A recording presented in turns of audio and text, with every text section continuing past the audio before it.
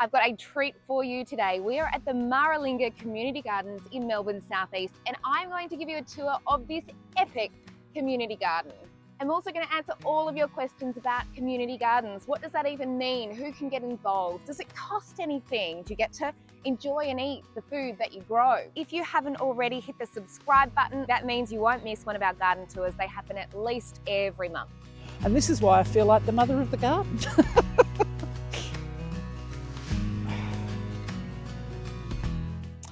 Welcome to Maralinga Community Garden, which is in Chandler Reserve in Keysborough. Somebody said to me, it'll get in your blood and you won't want to leave. And I went, well, it's in my blood. And because I've seen it, it's like having a baby, watching it grow. And I'm going to give you, let's try a piece of apple from our orchard. Absolutely, homegrown. It's so crunchy. Yum. The garden is the brainchild of Bryan Hunter. The environmental studies teacher had already set up an incredible urban farm at Athol Road Primary School, as seen on 7 News. It's growing enough to supply the school and their local community all year round. My prices aren't going up, it's usually $1, so $1 for a bunch of silver beet. After seeing the joy and health benefits it brought to students, he decided to introduce community gardening to Keysborough. When we started this process in 2019, I thought this is an amazing idea for a space on community land that could benefit the community members, but the process going through COVID and everything else, I was ready to throw in the towel, so to speak. But coming out the other side now in 2023, I couldn't be happier. I think this is the most amazing idea for this location, to be able to give back to the community in a way where we want them to come in and share what we can do here. It's been a year and a half since this garden was first set up, and it's taken some time to get going, but it is now absolutely thriving. 44 of these biofilter beds, which are producing a huge amount of food. So let's have a look at what we can pull out of the bed. This would probably be termed a baby beet, but look how beautiful that looks. So what actually is a community garden and how does it work? If people don't have like a front yard and backyard to grow in, they can come and hire one of these for 3 months, 6 months or a year and grow their produce. Well, these 2 rows here, because we had so many seedlings donated, we've made these our community type beds where we're growing produce. The ones in that front row are largely hired out by individual families, and some of them have a biofilter bed and a raised bed as well. The prices here have just come down. It's $100 to hire one of the biofilter food cube beds for a year, but people can choose shorter timeframes or different styles of beds. Whatever they grow is theirs to take home. Whatever we grow in the community garden, we've got options of what we do. We're growing zucchinis, and they'd start off this big one week, and because it was so wet, they would be this big the week after. Italians would tell me they're marrows. We've got 3 or 4 charities around here who do community meals, and so I was able to give it to them to cook meals to feed people. It's really wonderful because you do come together with like-minded people and learn as you go.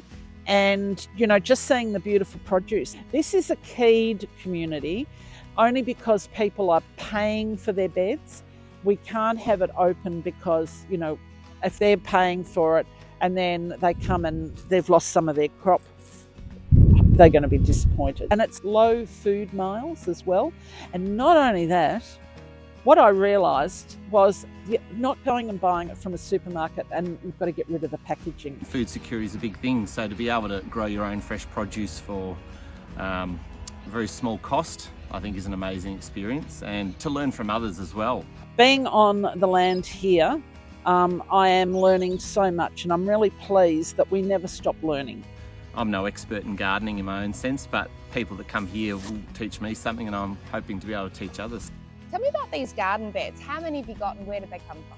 So these are Biofilter wicking beds. So in the bottom, they hold 110 litres each, but each row is connected. So if these are individual, you can put the hose in there and it fills up.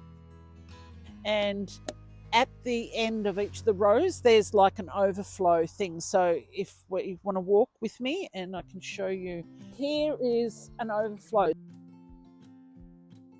No. Oh yeah, so the water's coming out now. That shows us that it's got water in it. And then we just pull it up. Clever. It is very clever. So let's say I water here and another bed up the top is low on water, the water levels itself. Christy, you can see the little tunnel things that connect them. And we've been fortunate that when we've set these out and joined them up, we got rain. And so we really haven't had to turn the hose on. You can see the white piping. These can have a net over them. You can see that we've had the nets delivered in our last delivery. And so these can become a hothouse. They can protect the veggies against white moth. They are a locally produced wicking bed from Carrum Downs. They're made out of recycled foil and plastic. So if a large manufacturer, there's a print mistake, instead of throwing it away, they make these.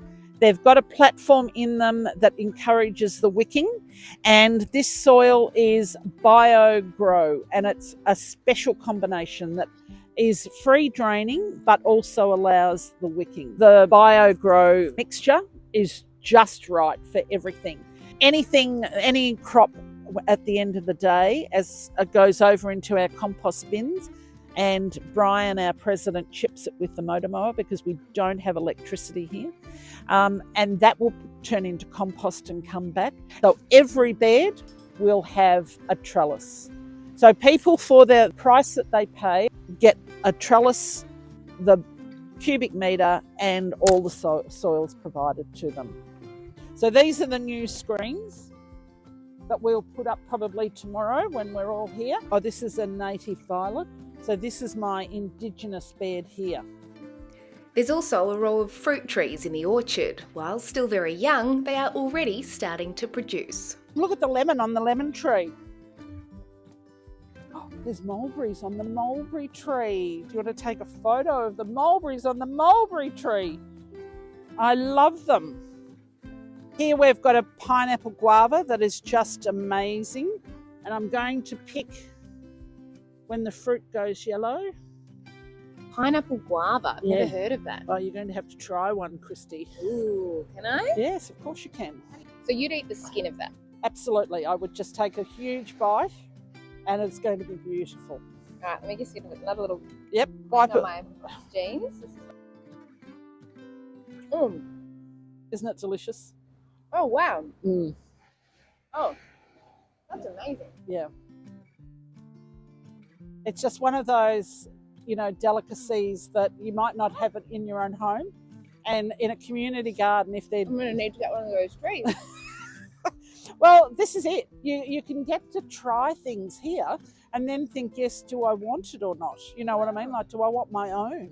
And it's a bit like the mulberries. Until I tasted them last season, I didn't realise how good they were. What's your favourite thing to grow? What brings you the most joy? The coriander, actually. The strawberries are amazing coming out of these. They're just big and lush. Seeing the carrots form, actually seeing the children come and pick their own carrots. This sort of thing wouldn't be cheap to pull together. Where'd you get the funding from? I actually, in my head, and it surprised me, did the figures of what has been invested in this 500 square metres in the last 18 months. And I'm going to tell you, I was staggered. Over 80,000 has just been invested in the last 18 months, which I find staggering. I had no idea until I added it up myself. We've been fortunate enough to get 3 grants for this garden. The first one was from council, which allowed us to build the fence and connect the water. and get our signs. We really need to thank some big organisations, but also other community groups that helped us along the way. We've had, for instance, Noble Park Keysborough Lions Club that made a nice donation to our community garden that was able to put in some infrastructure. Dingley Noble Park Rotary Club have also given a very generous donation, and that money actually helped us get over the line to secure our largest grant, and that helped put our shed up. The Living Local grant, which is through the state government. South East Water was our first grant. That allowed us to establish some of our biofilter food cubes on site. And also our local Bunnings, our Keysborough Bunnings store, have been amazing, especially in that first 12 months. They were able to come along and help build certain garden beds and supply us with the shed and fruit trees and all sorts of bits and pieces. I'd like to thank Catch, who was the activities organiser at the time, during that time for Keysborough Bunnings. Without all those contributions, we wouldn't be where we are today, definitely. To have extra help when we're quite small, we've got about 25 members, has been really helpful to get us up, running and being productive. As we do a walk, we will see our raised beds that Bunnings actually came and helped build and construct, along with some school students. I know the first bit of fundraising that we did, it was actually from someone's abundance of limes and feijoas. In 18 months we've come a very long way from even what I expected starting out back in 2019. Hopefully what we can offer now at this community space will encourage other local members to come and get involved. So very happy with what we've achieved. If you live anywhere near Melbourne South East, we're in Keysborough, anyone can come and get involved. Just find the Maralinga Community Garden Facebook group and send them a message.